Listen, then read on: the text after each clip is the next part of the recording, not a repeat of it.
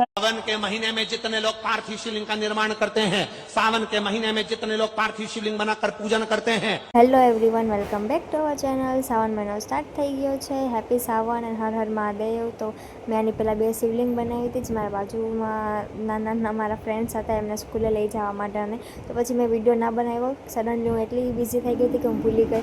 તો હવે હું મારા માટે જે 108 શિવલિંગ કરું છું જે હર યર, તો બસ એ સ્ટાર્ટ કરી દીધી છે બનાવવાની। 108 શિવલિંગ બનાવશું આપણે, તો જો હું કેવી રીતે બધું કરું છું એ।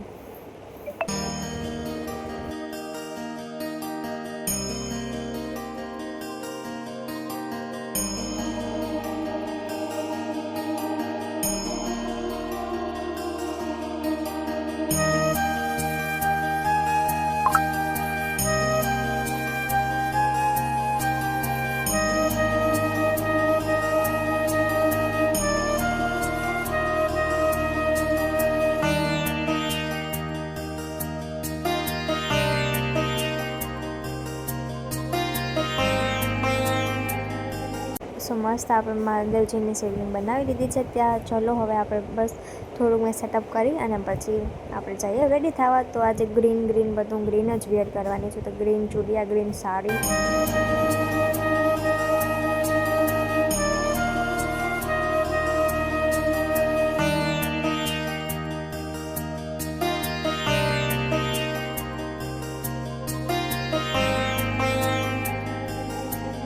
તો મસ્ત રેડી થઈ ગઈ છું પૂજા કરવા માટે। કોમેન્ટ કરજો કે હું કેવી લાગું છું।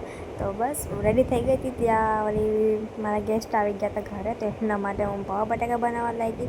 તો બસ પૌવા બટાકા બનાવી અને પછી મેં કીધું પછી પૂજા નિરાતે કરશું। તો બસ આ રીતે મેં સાડી પહેરીને રસોઈ પણ કરી લીધી।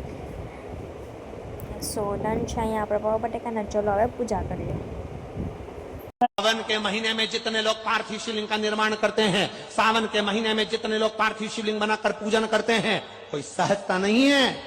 करोड़ों करोड़ों पुण्य हमारे जीवन के प्राप्त हो जाते हैं, तब शिवलिंग बनता है। आप जब शिवलिंग का स्पर्श कर कर, हमने कई बार कहा है, जब आप लोग शिवरात्रि पर शिवलिंग बनाते हो, सावन के महीने में सोमवार को शिवलिंग बनाते हो, सावन के महीने में शिवलिंग बनाते हो, अधिक मास में शिवलिंग बनाते हो, हम कई लोगों को पहले भी कहे, आज भी कहते हैं, महाराज आप अपने हाथ से शिवलिंग बनाओ। ब्राह्मण देवता तो कहेंगे लाओ मैं बना देता हूं, नहीं, आप अपने हाथ से बनाओ। क्यों?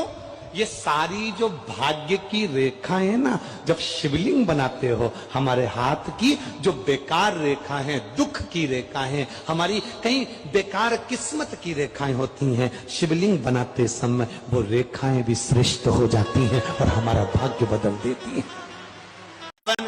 प्रेम की लिखी गई थी वो कहानी, शमशान के राजा के लिए महल छोड़कर आई थी एक महारानी।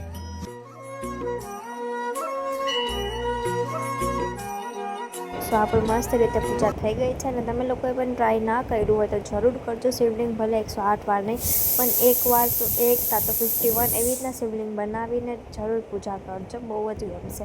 તો આપણે અહીંયા મહાદેવજીના વિસર્જન કરવાનો ટાઈમ થઈ ગયો, તો બપોરે 3 વાગે મેં વિસર્જન કર્યા હતા। એક કુંડું લાવી હતી, એમાં જ મહાદેવજીને રાખી અને પછી એના ઉપર બહુ બધી મેં બીજી માટી એડ કરી હતી અને પછી મસ્ત એક પ્લાન્ટ ગ્રો કરી દીધું છે। તો આવી રીતે મેં મારા જે પહેલો સાવનનો સોમવારમાં પૂજા કરી હતી। તમે લોકો કેવી રીતે પૂજા કરો છો એ પણ મને જરૂર કમેન્ટમાં કહેજો।